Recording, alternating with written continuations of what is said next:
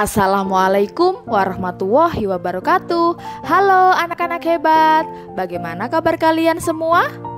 Alhamdulillah, semoga selalu sehat dan tetap semangat belajar di rumah bersama ayah dan bunda dan ustadz-ustadzah melalui video ini.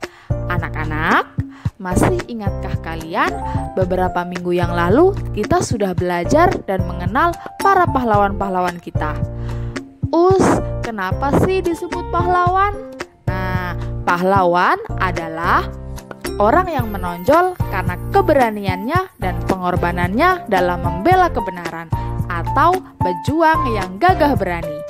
Masih ingat siapa saja pahlawan-pahlawan kita? Ayo kita refresh kembali. Yang pertama ada Bung Karno atau Insinyur Soekarno. Yang kedua ada Muhammad Hatta atau lebih akrab disapa Bung Hatta. Yang ketiga ada Pangeran Diponegoro. Yang keempat ada Pangeran Antasari. Yang kelima ada Cut Nyak-Dien. Dan yang keenam ada Kartini dan masih banyak lagi. Kenapa sih kita harus mengenal bahkan mengenang jasa-jasa para pahlawan kita? Karena para pahlawan kita telah bertaruh nyawa untuk kemerdekaan Indonesia. Selain itu, berkat jasa-jasanya kita dapat menikmati kemerdekaan dari penjajah. Nah, maka dari itu wajib bagi kita untuk menghormati jasa para pahlawan. Setelah menyebutkan nama-nama pahlawan, kita juga bisa menambahkan pengetahuan atau informasi tentang pahlawan kita, seperti berapa tanggal lahir pahlawan kita, nama orang tua dari pahlawan kita, kemudian pendidikan, penghargaan, beserta jasa yang telah dilakukan dan sikap apa saja yang bisa kita ambil dari pahlawan kita melalui buku atau artikel-artikel sejarah. Untuk mempermudah kalian mengingat berbagai informasi tersebut, kalian bisa membuatnya dalam bentuk peta pikiran atau bisa juga disebut mind mapping. Untuk merefresh kembali bagaimana cara membuat mind mapping, mari kita simak video dari Ustadzah Saidah. Belajar membuat mind map. Mind map atau peta pikiran adalah metode untuk memaksimalkan kerja otak kita. Mind map membantu memetakan pikiran kita menjadi sesuatu yang mudah mengerti dan menarik.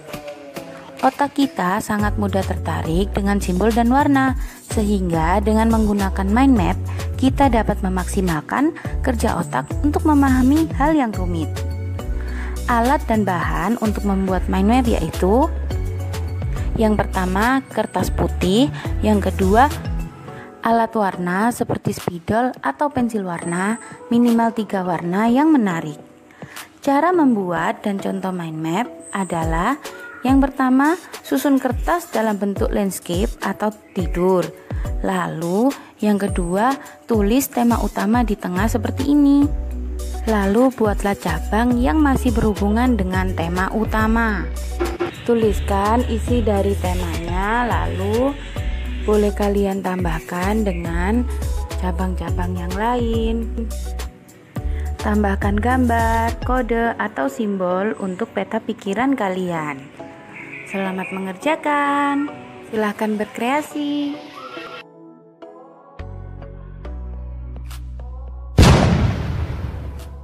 Sampai jumpa.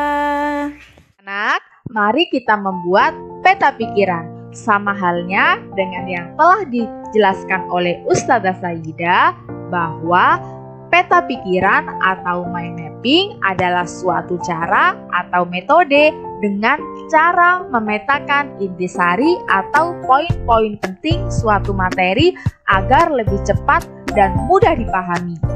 Peta pikiran atau mind mapping sama halnya dengan rangkuman, akan tetapi peta pikiran atau mind mapping lebih singkat, padat, dan jelas. Langsung saja kita membuat peta pikiran atau mind map informasi tentang pahlawan.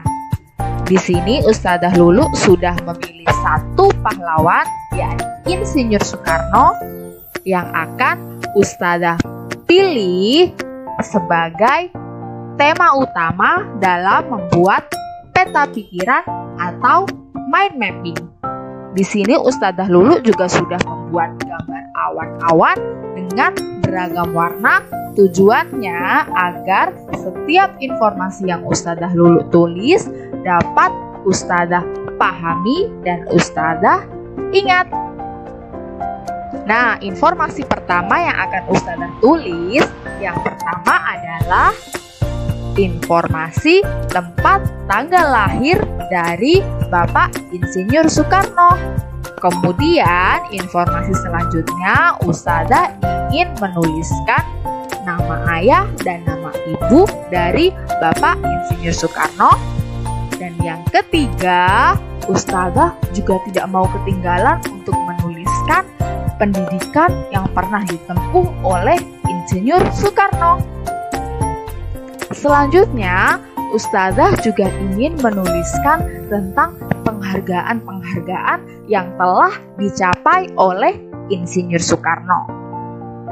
Ini hanya sebagian gelar ya, atau sebagian penghargaan yang telah didapatkan oleh Insinyur Soekarno. Selanjutnya, Ustadzah juga ingin menuliskan tentang perjuangan yang telah dilakukan oleh Insinyur Soekarno, yakni memproklamasikan kemerdekaan Indonesia dan menjadi Presiden pertama Republik Indonesia. Selain itu, Ustadzah masih menyediakan satu kolom penting, yakni sikap yang bisa kita teladani dari seorang Insinyur Soekarno. Yang pertama, berani bertanggung jawab. Yang kedua, cinta tanah air. Dan yang ketiga, rela berkorban dan pantang menyerah. Nah, ini beberapa informasi dari Insinyur Soekarno yang Ustadzah buat dalam bentuk peta pikiran atau mind mapping.